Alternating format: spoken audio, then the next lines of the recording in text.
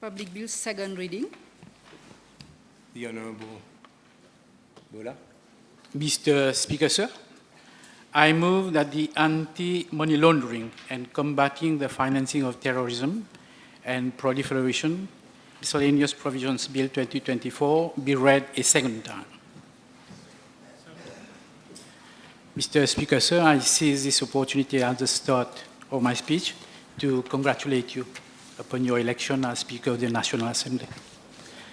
Mr. Speaker, sir, in my intervention on the budget speech in this August Assembly on 10th June 2024, I informed the House that an anti-money laundering and combating the financing of terrorism and proliferation AML-CFT-CPF bill was being drafted.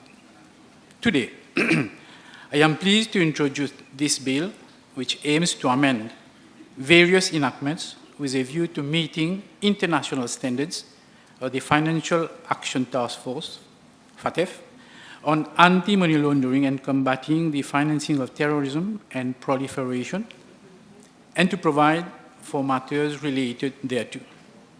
This bill is not just a technical exercise, but a vital step towards ensuring that our framework remains resilient and up-to-date.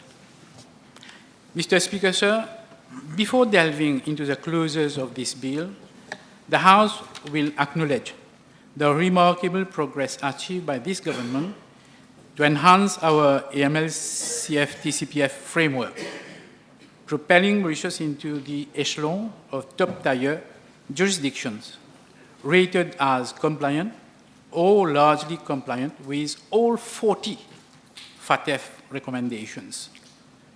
This achievement is a testament of our commitment to safeguarding our financial system, as well as ensuring that Mauritius remains a trusted international financial center. Despite this significant milestone, we must acknowledge that the landscape of AML-CFT-CPF is ever evolving. The challenges we face today are different from those of yesterday, and new risks emerge constantly with sophisticated methods employed by criminals. This bill adopts forward-looking measures to anticipate and prepare us for these challenges. As such, this bill not only reinforces Mauritius' position for the forthcoming mutual evaluation, but also demonstrates the sustained high-level political commitment that this government made to the FATF and SAMLAG.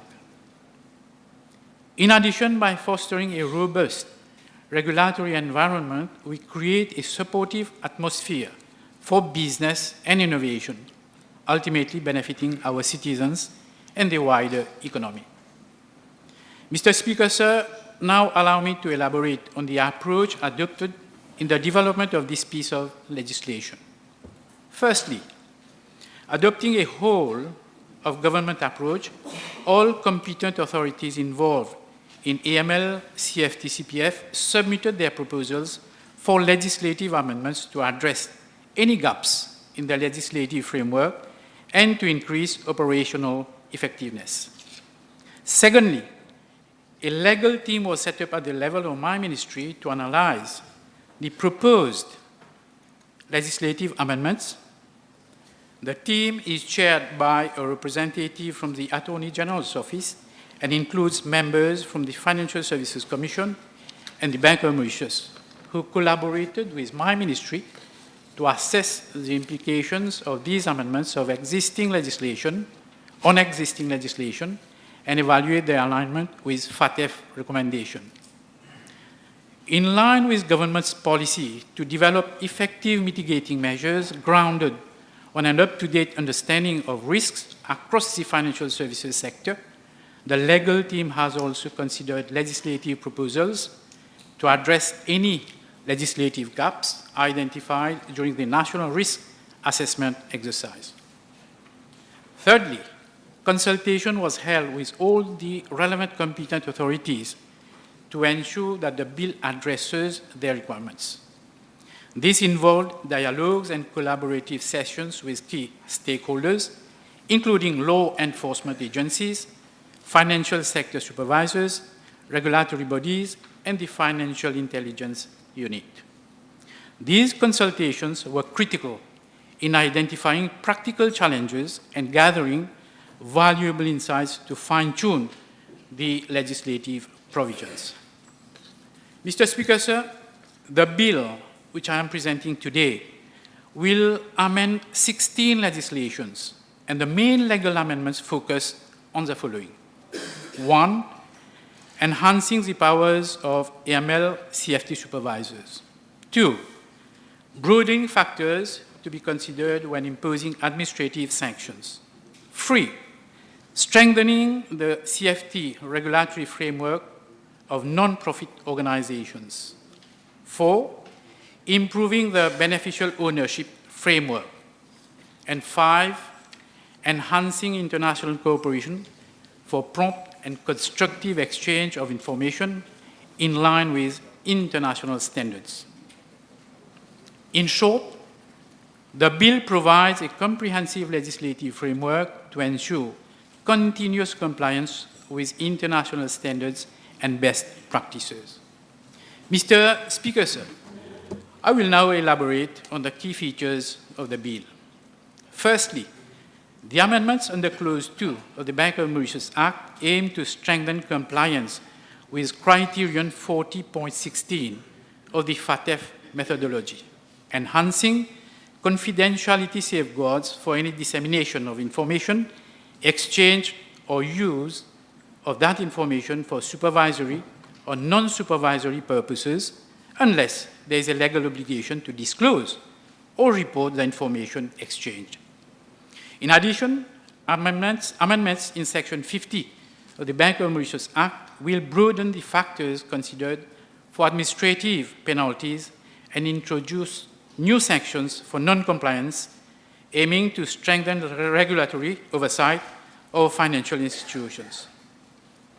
Proliferation financing will also be included, alongside money laundering, terrorism financing, and financial crime offenses as grounds for collecting, disclosing, or providing access to account information on the Central Accounts Registry. Mr. Speaker, sir, moving to the next legislation being amended, that is the Banking Act, revisions to the interpretation section will ensure that proliferation financing is captured together with terrorism financing, and that the term examination captures examination and monitoring exercises conducted on a regular basis, on ad hoc basis, and on the premises of a financial institution, as well as remotely or off-site. The supervisory power of the Bank of Mauritius under Section 45 of the Banking Act has been extended to provide that it may require financial institutions to submit such reports on remedial actions taken following an examination, or where other information at its disposal shows that the financial institution or its directors or officers have engaged or are about to engage in unsafe or unsound practices. Section 64A will be amended to enhance the supervisory powers of the Bank of Mauritius on financial institutions operating in a group setup in line with the new FATF methodology.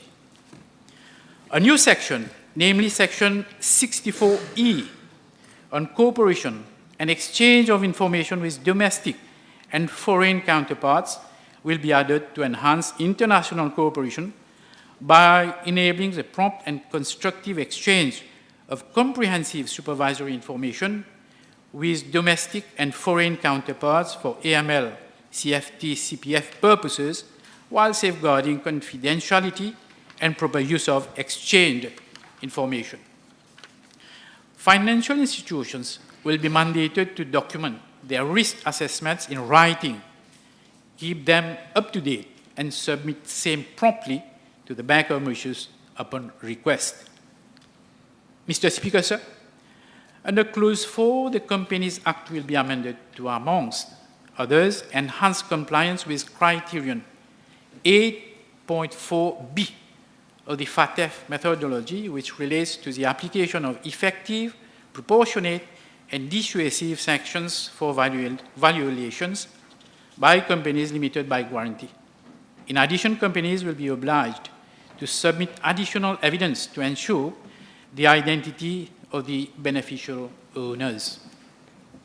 The amendments under Clause 5 provides for the Courts Act to be amended to broaden the scope of witness testimony via approved live video or television link systems in all criminal proceedings.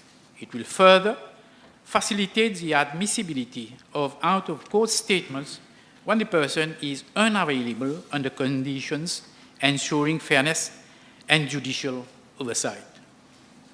Mr. Speaker, sir, Clause 6 proposes the repeal of Section 166(9)(gi) of the Financial Crimes Commission Act to maintain the existing arrangement, that is, the Financial Intelligence Unit will continue to be the AML-CFT-CPF supervisor for individual legal professionals and law firms. In Clause 7 of the Financial Intelligence and Anti-Money Laundering Act, FIAMLA, various amendments are being proposed. These include broadening the scope of the ministers and the ministry's responsibilities to include combating proliferation financing, providing clarity on the timeline for reporting suspicious transactions to the FIU, emphasizing prompt reporting after the suspicion arises. The time limit of not later than 5 working days for reporting suspicious transactions is also being maintained. Extending the functions of the core group on AML, CFT, CPF to oversee and coordinate matters pertaining to the OECD Convention on combating bribery and formulate policies on capacity building to combat financial crimes. Allowing the Ministry to establish necessary committees for effective administration and implementation of FIAMLA and enhancing the powers of regulatory bodies in relation to the conduct of inspections. Mr. Speaker, sir, under Clause 8, the Financial Services Act, FSA, will be amended to further broaden the supervisory intervention tools of the Financial Services Commission, FSC, to conduct inspections both at the location of the licensee's business and remotely. Furthermore, to maintain a dynamic risk-based approach to the supervision of its financial institutions, the FSA will be amended to require the financial institutions to furnish a range of information in relation to its business activities and mitigating controls in place. This will allow for an effective identification and assessment of MLTF risks, resulting in an intensive and risk-based supervision targeting the high-risk financial institutions. Section 44(8)(c) of the FSA will be amended to impose penalties on individuals who fail to attend summons by an investigator. Mr. Speaker, sir, the amendments under Clause 9 in respect of the Foundation Act will impose, amongst others, further obligations to submit additional information on beneficial owners or ultimate beneficial owners upon the registration of the foundation. In the Gambling Regulatory Authority Act, Clause 10 aligns record-keeping obligations with those in FIAMLA, extending the retention period from 5 years to 7 years. It will also require a money laundering reporting officer, MLRO, a deputy money laundering reporting officer, and a compliance officer to be a natural person. Mr. Speaker, sir, the amendments under Clauses 11 and 12 concern the Limited Liability Partnerships Act and Limited Partnerships Act, respectively. These clauses will align the definition of beneficial ownership register with that of the Companies Act and with the FATF recommendations. They will also impose further obligations to submit additional information on beneficial owners at the time of partnership registration. Partnerships will be required, as it is the case for other legal persons, to designate one natural person resident in Mauritius to provide basic information to competent authorities. Mr. Speaker, sir, the remaining 5 clauses will consist of amending, first, the Mauritius Revenue Authority Act to enhance the exchange of information with the Financial Intelligence Unit. Second, the Mutual Assistance in Criminal and Related Matters Act to ensure compliance with criterion 37.6 of the FATF methodology, which emphasizes effective collaboration and dual criminality principles. Third, the National Payment Systems Act to enhance the powers of the Bank of Mauritius to take such actions and impose such remedial measures as may be warranted in case of infringement pursuant to the relevant section of the Bank of Mauritius Act.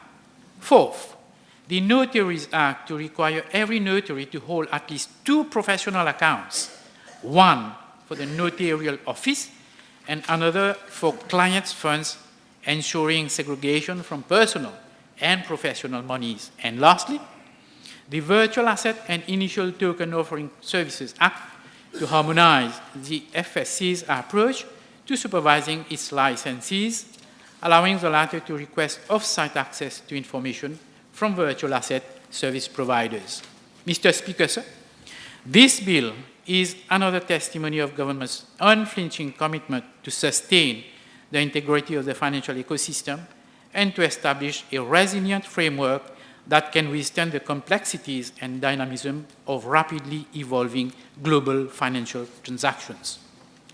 The enactment of this bill will further bring about significant advancements in our national regulatory and supervisory mechanism by enhancing our compliance standards and the scope of oversight. We will better equip our institutions to detect, prevent, and respond to financial crimes effectively.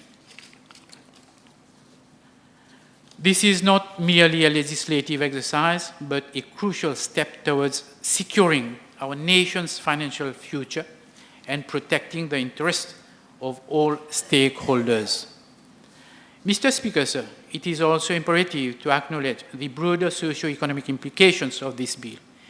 A robust AML-CFT-CPF framework contributes to a stable and secure financial environment, which is essential for attracting foreign investment and fostering economic growth. Mr. Speaker, sir, let me conclude my intervention by reiterating that this bill represents a significant step in our journey towards excellence in financial regulation and oversight. It is a comprehensive and forward-thinking piece of legislation that not only addresses current challenges but also anticipates future risks. Recognizing this critical importance, I urge members of this Assembly to support this bill. Mr. Speaker, sir, with these remarks, I now commend the bill to the House.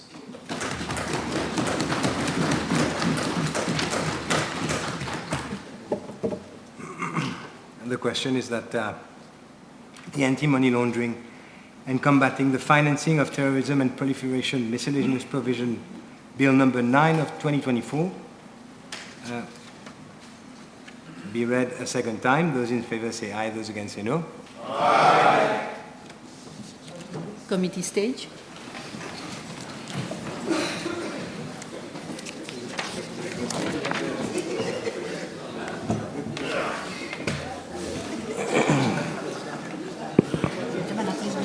Please be seated.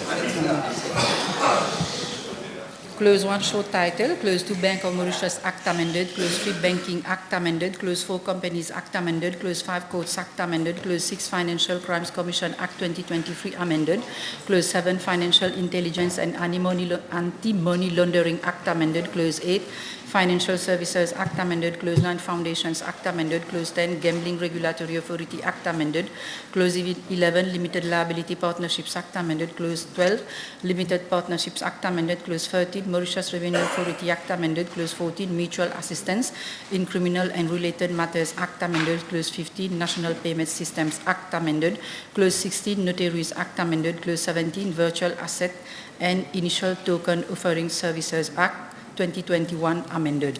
The question is that clauses 1 to 17 stand part of the bill. Those in favor say aye, those against say no. Aye. The ayes have it. The title and enacting clause.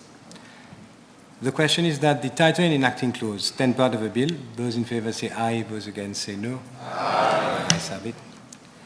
The question is that I do report to the House that the anti-money laundering and combating the financing of terrorism and proliferation, Miscellaneous Provision Bill number 9 of 2024 has passed the committee stage without amendment. Those in favor say aye, those against say no.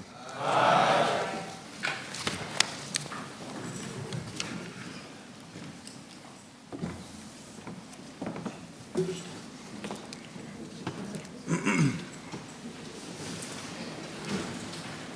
Honourable members, I have to report to the House that the anti-money laundering and combating the financing of terrorism and proliferation Miscellaneous Provision Bill number 9 of 2024 has passed the committee stage without amendment.